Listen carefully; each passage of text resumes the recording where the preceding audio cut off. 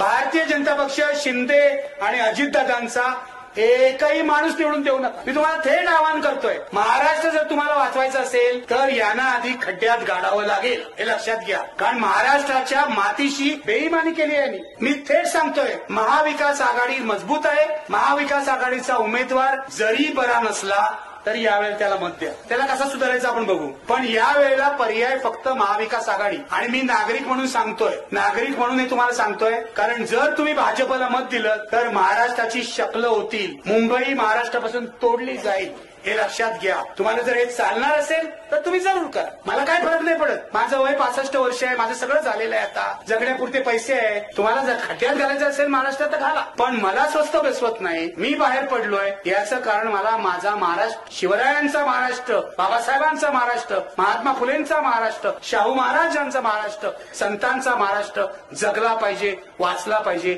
वाढला पाहिजे असं वाटतं.